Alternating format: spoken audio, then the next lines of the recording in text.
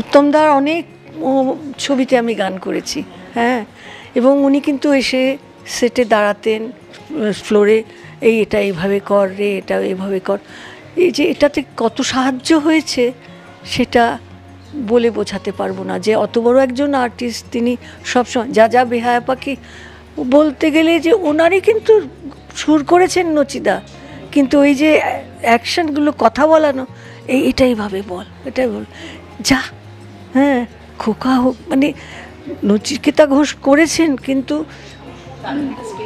হ্যাঁ যে জায়গাগুলো আরও আরও জিনিসটা ক্রিয়েটিভিটির এই যে অংশগুলো উনি এত সুন্দরভাবে করেছেন, এগুলো ভাবা যায় না, এগুলো মেনে নিতে হবে আমাদের যে এরকম আর্টিস্ট হবে না। ওগো বন্ধু আমার আধার রাতে যদি এলে, ওগো বন্ধু আমার আধার রাতে যদি এলে।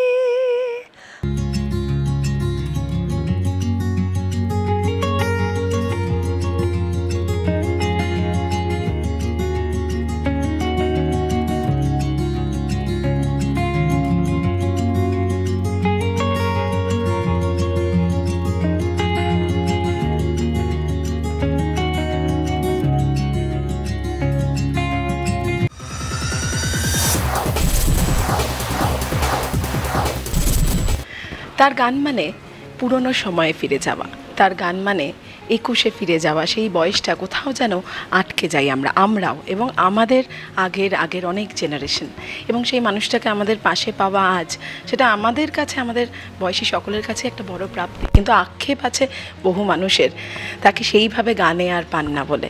এইটুকু সময়ের জন্য পেয়েছি, এটাই অনেক। আমাদের সঙ্গে রয়েছেন শ্রদ্ধেয় আরতি মুখোপাধ্যায়। দিদি কেমন আছেন? কলকাতায় আসা কিছুদিন আগে এসেছিলেন, আবারও নিজের শহরে ফেরা, ভালোবাসার জায়গায় ফেরা, গানের। নিশ্চয়ই, শুধু গান নয়, গল্প, সাহিত্য, সব কিছু মিলে কলকাতার কোনো তুলনা নেই। সব কিছু মিলে সেটা সব জায়গাতেই আছে যে যার জায়গায়, কিন্তু আমাদের চেনা পরিচিত জায়গা তো এটা, সেটা আমরা কোনো দিন ভুলতে পারি না।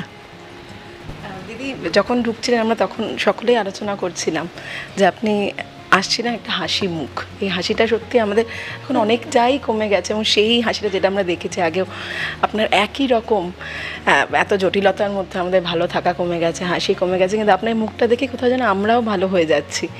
এটা তো খুব ভালো কথা, এটা তো ঈশ্বরের আশীর্বাদ যে হাসতে পারি এখনও, হ্যাঁ তাই না?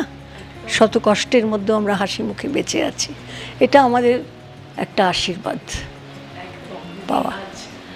নোয়ার আড্ডায় আপনাকে পাওয়া, বাঙালি মানেই আড্ডা, গল্প করা, সেটা কতটা ভালোবাসেন দিদি? গান তো আছেই, ভালোবাসা, কিন্তু যে কথা বলা, আপনি খুব মিষ্টিভাবে কথা বলেন সবসময়। দিদি কথার মধ্যে একটা অদ্ভুত স্টাইল আছে, আপনার একটা ইনোসেন্স আছে, এবং সেটাই বোধহয় গানেও আমরা সবসময় দেখেছি। হ্যাঁ, সেটা হয়তো আমার মানসিকতা, জানো তো, যে আমি কিভাবে নিজেকে ব্যক্ত করব, সেটা আমার কিছু নতুন করে কিছু করা নয়, সেটা অটোমেটিক্যালি এসে যায়, জানো। আমি কখনো কাউকে রূঢ়ভাবে কথা বলতে পারিও না, বলি না চট করে, কখনো প্রয়োজনও পড়েনি। সেই জন্য আমার এটা, আর যেটা আমি পাইনি সেটা নিয়ে খুব দুঃখও করি না কোনো দিন কাউকে।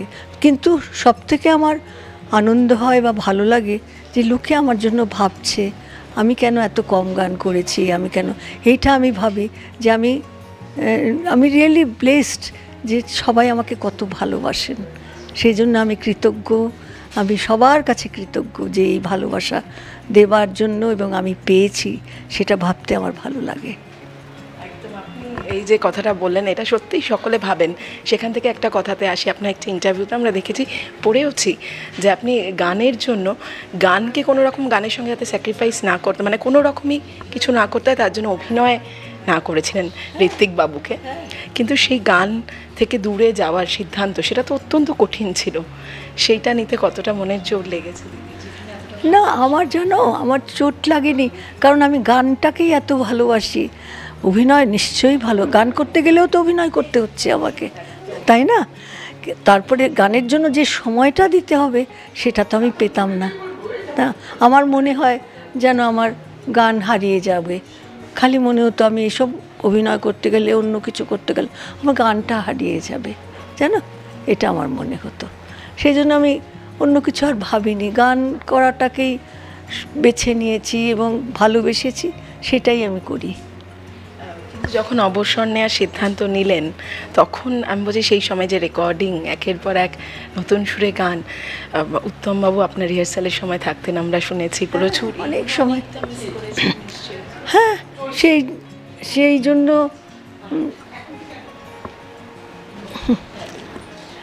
উত্তমদার অনেক ছবিতে আমি গান করেছি। হ্যাঁ, এবং উনি কিন্তু এসে সেটে দাঁড়াতেন ফ্লোরে, এটা এইভাবে কর রে, এটা এইভাবে কর। এই যে এটাতে কত সাহায্য হয়েছে সেটা বলে বোঝাতে পারবো না। যে অত বড় একজন আর্টিস্ট, তিনি সবসময় যা বেহায়া পাখি বলতে গেলে যে ওনারই কিন্তু সুর করেছেন নচিদা, কিন্তু ওই যে অ্যাকশনগুলো, কথা বলানো, এটাই ভাবে বল, এটাই বল, যা, হ্যাঁ, খোকা হোক, মানে নচিকেতা ঘোষ করেছেন, কিন্তু হ্যাঁ, যে জায়গাগুলো আরও জিনিসটা ক্রিয়েটিভিটির এই যে অংশগুলো উনি এত সুন্দরভাবে করেছেন, এগুলো ভাবা যায় না, এগুলো মেনে নিতে হবে আমাদের, যে এরকম আর্টিস্ট হবে না। এখনকার গান শোনেন কাদের ভালো লাগে, বা এখনকার গান কতটা আপনাদের মতো চিরকালীন বলে মনে হয় যে থেকে যাবে? না, ভালো গাইছেন তো, সবাই গাইছেন, ভালো গান হচ্ছে না বলে একটা সব রব তো উঠেছে, এবং সেটা খুব যে মিথ্যে তাও নয়, কিন্তু তার মধ্যেও যারা নতুন সুর করছেন, সুরকার বা গীতিকার, তাদেরকেও একটু তাদের জন্য একটু খোঁজ করা উচিত, বা তাদেরকেও একটু সামনে এগিয়ে দেওয়া উচিত। সেইটা এগোনোটা বন্ধ হয়ে গেছে, এবং সেই চিরপরিচিত হিট গানগুলো এদের দিয়ে গাওয়ানো হচ্ছে। এইতে কি করে তারা এগোবে? এটা তো একটা বাধার সৃষ্টি করছে। হ্যাঁ, এবং তাদের কি প্রতিভা সেটাও কিন্তু আমরা বুঝতে পারছি না। তারা সবসময় এক্সপ্রেস করা গানগুলোকেই আবার গাইছেন, তার মানে তাদের প্রতিভাটা তো আমরা ধরতে পারছি না। হ্যাঁ হ্যাঁ হ্যাঁ হ্যাঁ, ক্রিয়েশনটা কি হচ্ছে ওইটাই। হ্যাঁ, সময় নেব না, কিন্তু একটাই শেষে প্রশ্ন করবো, আমরা এখন শেষ করছি, যে লড়াই, স্ট্রাগল নিয়ে আমরা প্রচুর কথা বলি, আপনাকে কতটা লড়াই করতে হয়েছিল, যে টিকে থাকার লড়াই, সেটা নিয়ে এখন প্রচুর কথা হয়। রোজ লড়াই করতে হয়, রোজ লড়াই করতে হয়, একদিনও প্র্যাকটিস বাদ গেলে, বা শরীর খারাপ হলে, বা মন খারাপ হলে। হ্যাঁ, আমাদের জানো তো, বাড়িতে কারোর কিছু হলে যখন গান থাকে আমাদের কেউ কিচ্ছু বলে না, মানে কেউ মারা গেছেন, কেউ অসুস্থ আছেন, কেউ কোন রকম দুর্ঘটনার মধ্যে পড়েছেন, কেন আমাদের মনটা ভেঙে যাবে। মানে শিল্পী মানেই একটা সফট ব্যাপার আছে। হ্যাঁ, দুমদাম করে তারা কথাও বলে না, একটা চিন্তার মধ্যে থাকে, সেই চিন্তাটাকে কেউ নষ্ট করতে চায় না।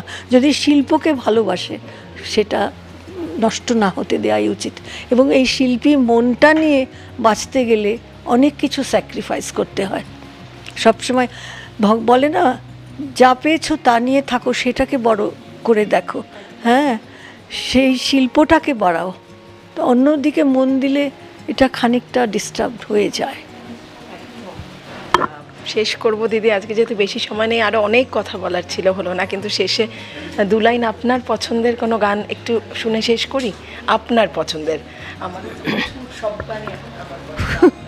আমার পছন্দ কি বলবো বলো তো, এখন এত তাড়াতাড়ি মনেও পড়ছে না।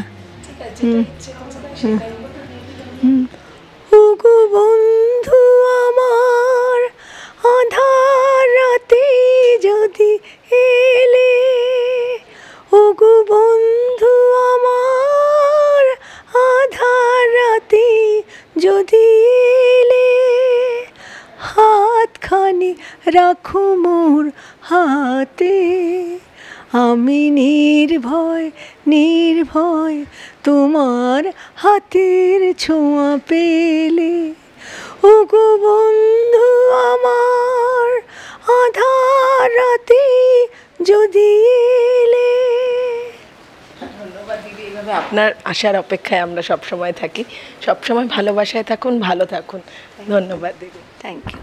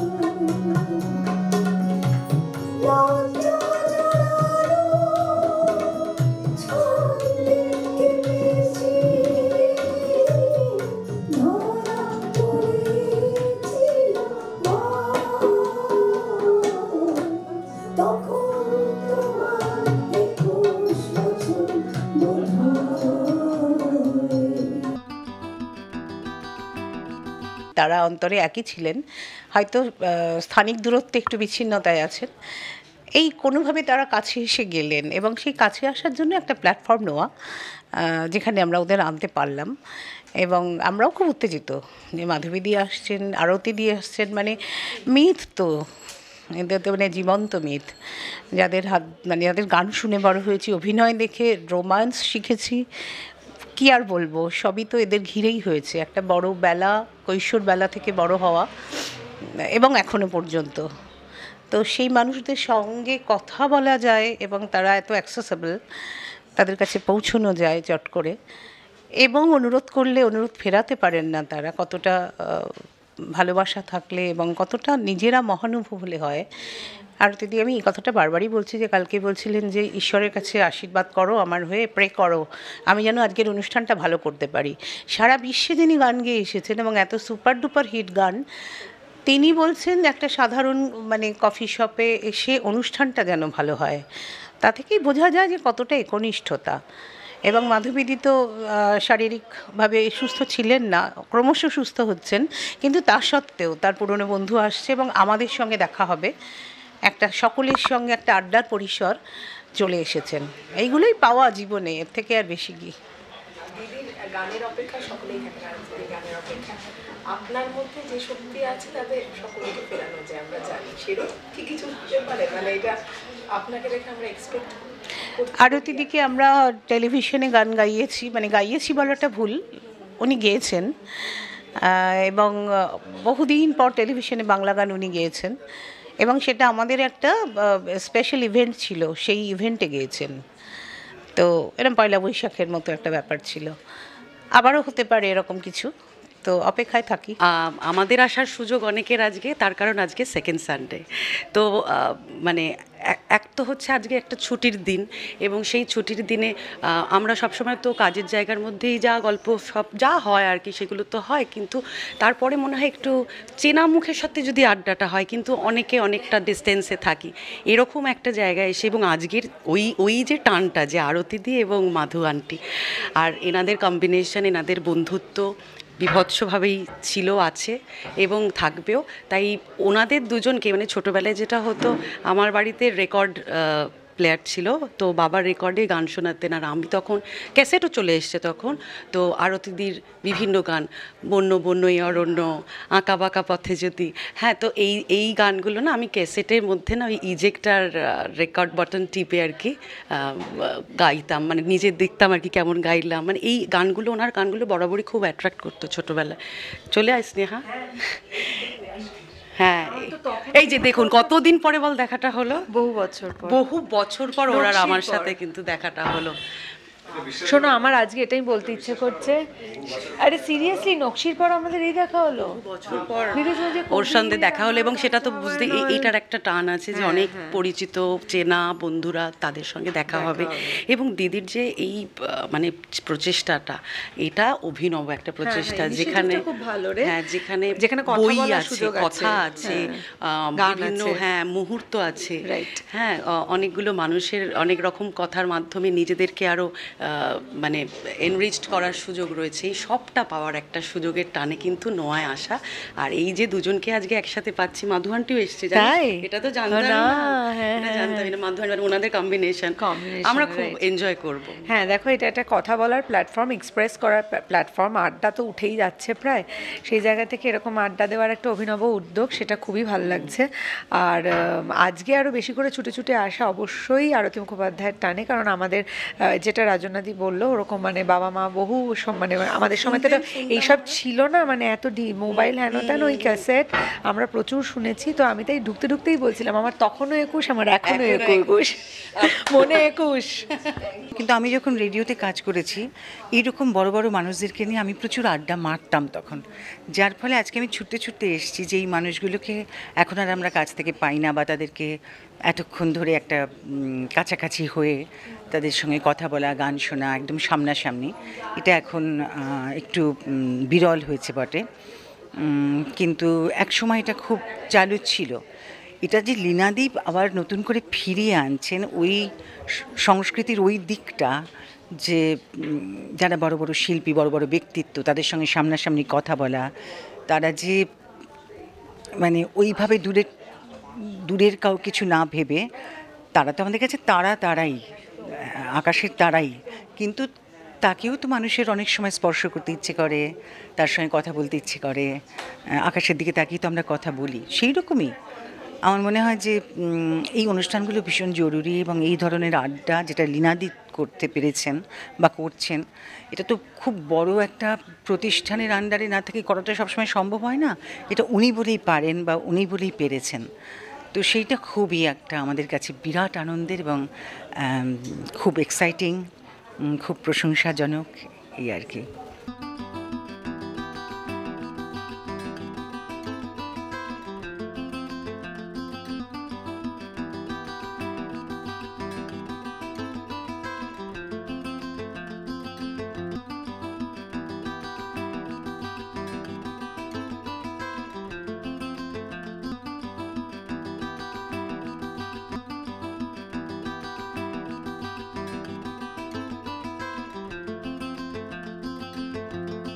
টলিউড ফোকাস কলকাতা চ্যানেলটি আপনাদের ভালো লাগলে লাইক করুন, সাবস্ক্রাইব করুন এবং আপনাদের প্রিয় ভিডিওটি অবশ্যই শেয়ার করুন। Tollywood focus Kolkata.